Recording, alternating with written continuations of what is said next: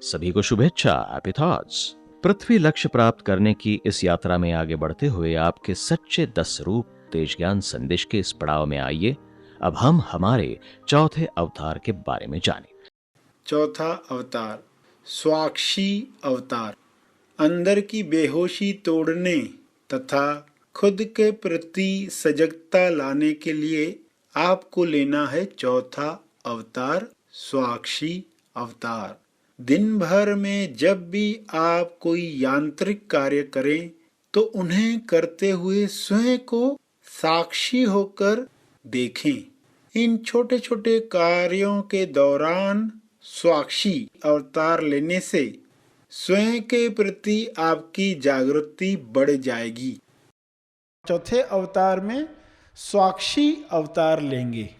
स्वाक्षी अवतार दिन भर में जब भी आप मैकेनिकल काम कर रहे हो, यांत्रिक कार्य कर रहे हो, तब आपको स्वाक्षी अवतार लेना है। यांत्रिक कार्य जैसे सुबह में आप उठे, ब्रश किया, यांत्रिक कार्य है। नहाए, यांत्रिक कार्य है। प्लेटें साफ कर रहे हैं किचन में, चाय बना रहे हैं, क्योंकि हमेशा से करते आए हैं, इसलिए बिना सोचे भी वे कार्य आप करते रहते हैं। अब क्या करना है नेक्स्ट, आपको सोचना नहीं पड़ता। साक्षी अवतार कहाँ लेना है? उन बातों में जहां पर यांत्रिक क्रिया हो रही है। जैसे आप कंप्यूटर पर बैठने वाले हो, कंप्यूटर एक बार शुरू हो गया तो आपको सोचना पड़ता है उसमें, मगर जब तक सेट कर रहे हो, रख रहे हो, चालू कर रहे हो, कुछ चीज़ें बना रहे हो, टेबल पर रख रहे हो, ये क्या होगा? यांत्रिक कार्य। तो जब भी ऐसा कार्य है तब आप स्वाक्षी अवतार लेंगे, यानी उन चीज़ों को करते हुए खुद को देखेंगे। खुद को क्या कहोगे? तुम्हारा स्वाक्षी अवतार जागृत हुआ है।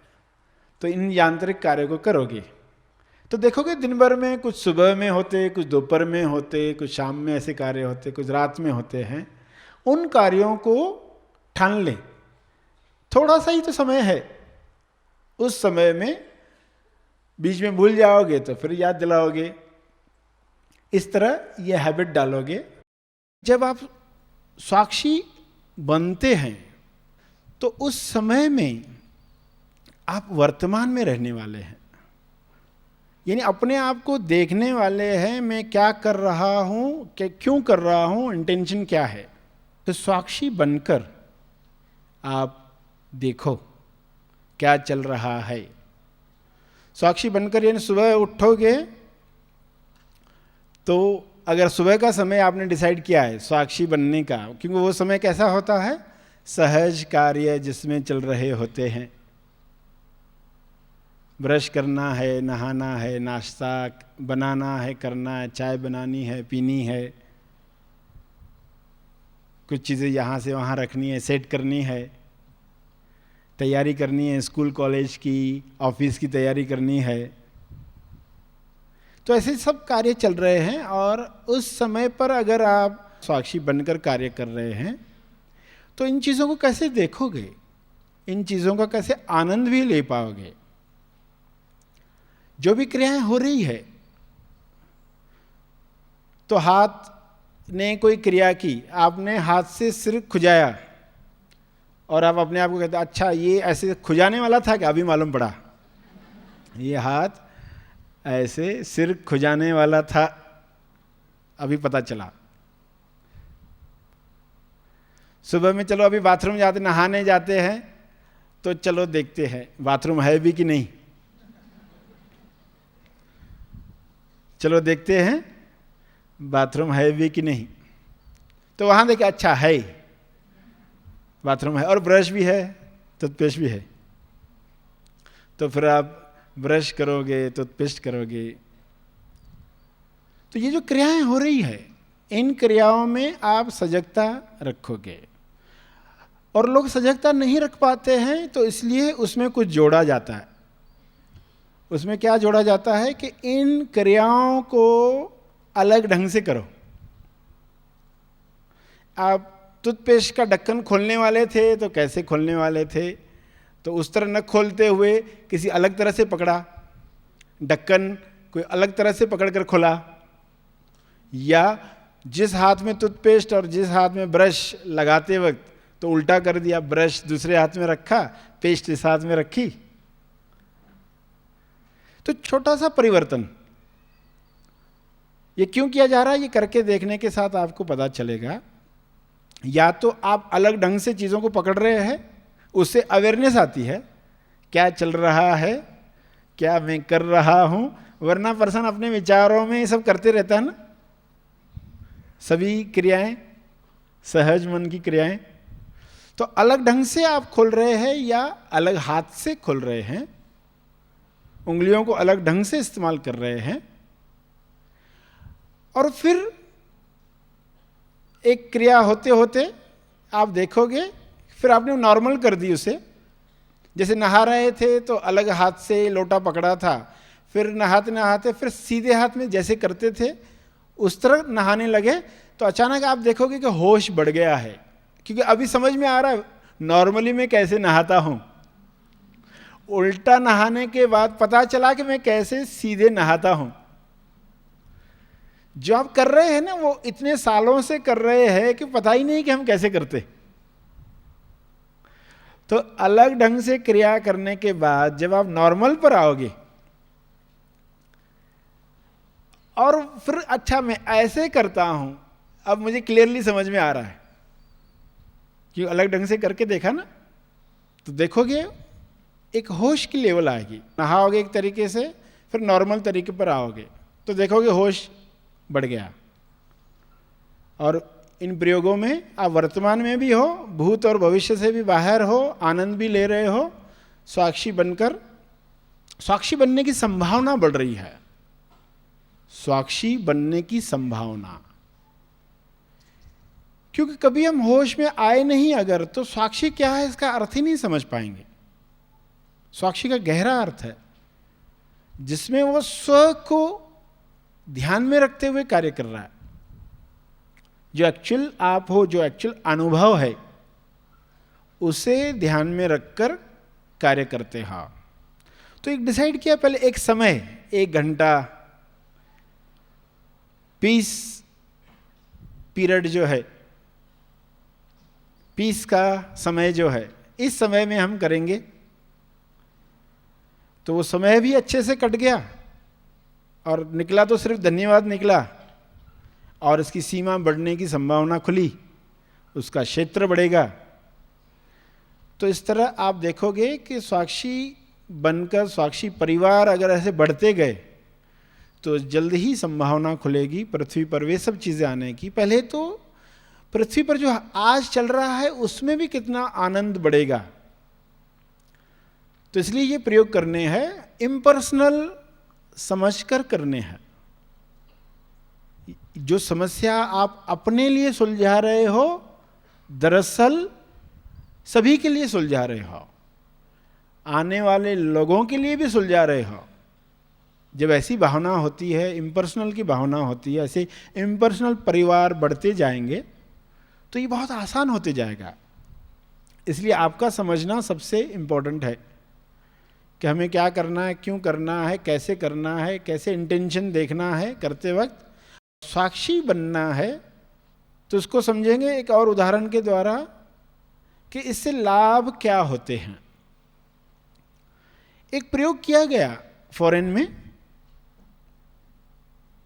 क्योंकि साइंस भी आज अध्यात्म को मानने लगी है।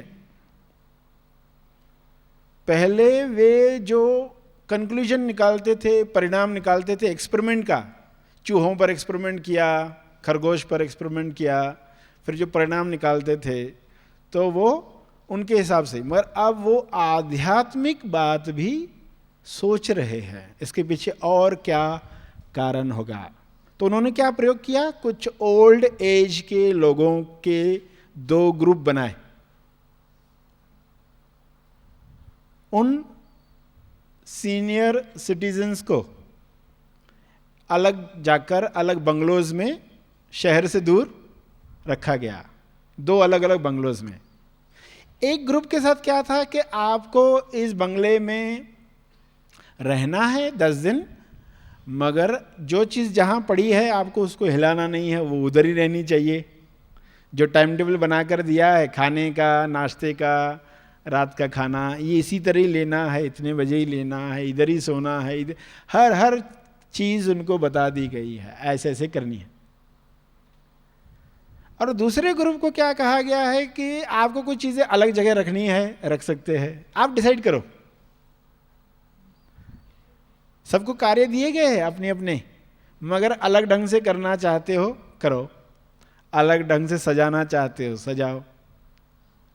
उनको छूट दी गई। खाने का प्रिपरेशन, खाने का समय, उनको आज़ादी थी कि आपको सोचना है आप कैसा करना चाहते हो। पहले ही उनका रक्तचाप देखा गया, ब्लड प्रेशर क्या है, जब हम उनको रख रहे हैं उस वक्त की उनकी अवस्था क्या है, ब्लड प्रेशर क्या है, हार्ट का रेट क्या है, धड़कने का जो भी टेस्ट होती है, ब्लड की जो टेस्ट होती है, इसका कोलेस्ट्रॉल कितना है, ये कितना है, वो कितना है, सब देख लिया। डायबिटीज़ है क्या है, कौन सी बीमारियां है, सब देख ली बीमारी, और किस अवस्था में वो बीमारी है, कितनी प्रतिशत है, सब चेक किया गया दोनों ग्रुप्स के, और रिकॉर्ड्स रखे गए। और उस अवधि के बाद दोनों ग्रुप्स के जब फिर से टेस्ट लिए गए तो क्या आप सोच सकते हैं क्या फर्क आया होगा, और किस ग्रुप में पॉजिटिव फर्क आया होगा। एक ग्रुप जिनको पता है कौन सी चीज का यही होनी चाहिए, उनको कुछ सोचना था ही नहीं, वे लोग कैसे जिए वो महीना या जो अवधि थी।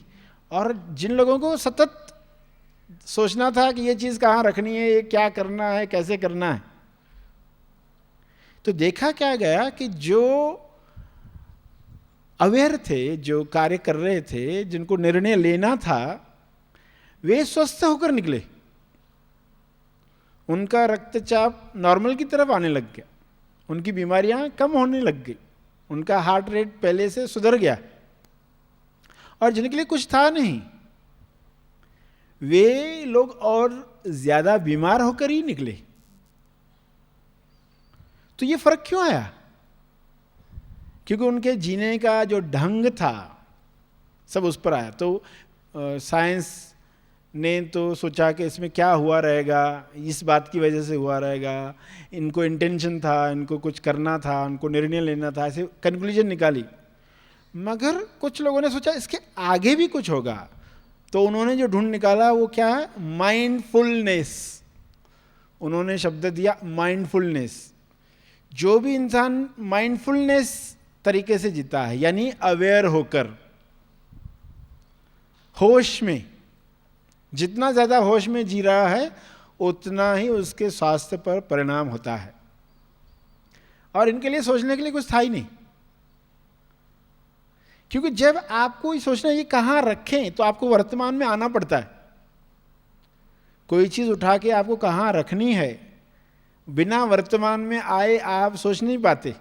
आपको नया तरीका, क्रिएटिव तरीका ढूंढना है तो आपको वर्तमान में आना पड़ता है, उस चीज के लिए अवेयर होना पड़ता है, आपको साक्षी होना पड़ता है। बिना साक्षी हुए आप ये कर नहीं सकते। तो उनके लिए वो चमत्कारिक रिजल्ट थी, उनको आश्चर्य हुआ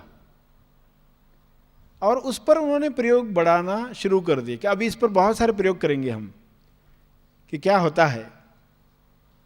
देखो, जो बातें सदियों पहले खोज हो चुकी हैं वे अभी कर रहे हैं।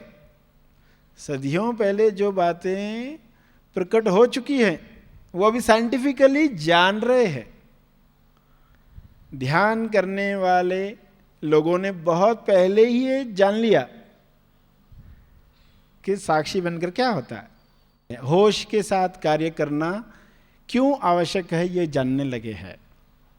तो आपको तो एक कदम और आगे बढ़ना है, साक्षी बनकर जीना है। जब आप ध्यान में जाते हैं तो एक्चुअली क्या होता है, ध्यान में जो वाकई ध्यान को समझ चुका है वो क्या करता है, जब वो ध्यान में जाता है तो वो शरीर को छोड़कर खुद को पकड़ता है, और ध्यान से जब उठता है तो खुद को छोड़कर शरीर को पकड़ता है, मगर खुद को पूरा नहीं छोड़ा है, 10% पकड़े रखता है। जैसे आपको बताया गया कि आप जो पैसा प्राप्त करते हो, सैलरी आपको मिलती है, आपके व्यवसाय से जो पैसा आता है उसका 10% खुद को दो, 10% खुद को दो। तो वैसे ही 10% ध्यान सेल्फ पर रहे, 90% अब शरीर पर जुड़ा है अभिव्यक्ति के लिए। 10% सेल्फ पर रहते हुए जब वो शरीर पर जुड़ेगा, ध्यान से उठेगा, यानी मैं कौन हूं जाना, अब इस शरीर के द्वारा ईश्वर के गुणों की अभिव्यक्ति होने जा रही है। तो खुद को 10% पकड़ा है ताकि ये हो पाए सही ढंग से। तो पहले शरीर को छोड़कर खुद को पकड़ा, फिर खुद को छोड़कर शरीर को पकड़ा, मगर फर्क क्या है, 10% ध्यान स्व पर रखा। और इस तरह जब आपके कार्य होंगे तो वे होंगे अभिव्यक्ति। अब अभिव्यक्ति को अलग अलग शब्द कहेंगे, ईश्वर की नौकरी कह सकते हैं, ईश्वर की बंदगी कह सकते हैं। तो आप सीख रहे हैं कि कैसे हम जो प्रयोग बताए जा रहे हैं करते करते स्व में स्थापित भी होते जाएं, और हमारे कार्य जो होंगे वे वर्ल्ड पीस बढ़ाने के लिए होंगे।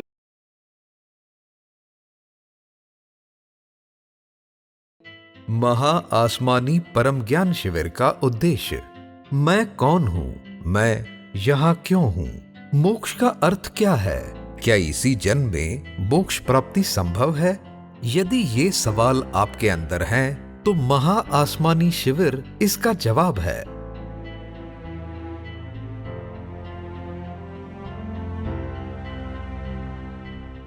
मैं करीबन 10 साल से आध्यात्म के बारे में पढ़ रहा था। माया, मोह, अहंकार जो भी है वो सभी वहाँ पे मैं मेरे अंदर मतलब जो भी पढ़ाई की थी उसमें खिचड़ी हो गई थी। लेकिन यहाँ पे सीक्वेंस से जो स्टेप बाय स्टेप लिया गया, उससे एक्चुअल अध्यात्म क्या है वो मुझे समझ में आया। मैं अलग अलग जगह पे गया था, लेकिन असली अध्यात्म क्या है उसके बारे में मुझे कभी पता नहीं पड़ पाया। लेकिन यहाँ पे कोई भी है जो संत है, उनको जो अंतर्ज्ञान प्राप्त हुआ था वो कैसे हुआ था, मतलब उसका अर्थ क्या है वो एक्चुअल समझ में नहीं आ रहा था कि वो एक्चुअल क्या है। यहाँ पे आकर उनको अंतर्ज्ञान प्राप्त हुआ, मतलब क्या हुआ वो समझ में आया। अधिक जानकारी के लिए संपर्क करें 9921008060 अथवा 9921008075। Website www.tejgyan.org। Email mail@tejgyan.com। हमारे YouTube चैनल तेज ज्ञान को आज ही सब्सक्राइब करें। ऑनलाइन बुक्स ऑर्डर करने के लिए हमारी वेबसाइट है www.gethappythoughts.org।